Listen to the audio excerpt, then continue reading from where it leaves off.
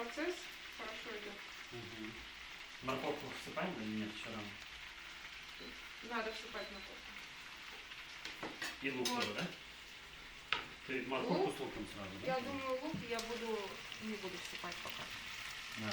Но мне надо, чтобы курица хорошо приготовилась.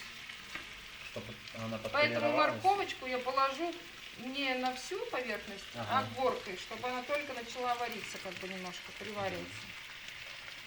Потому что мне кажется, что основная готовка сейчас идет. Курица должна хорошо.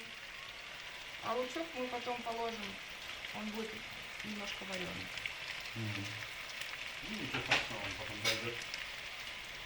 Где наша крышечка, да, нам пора?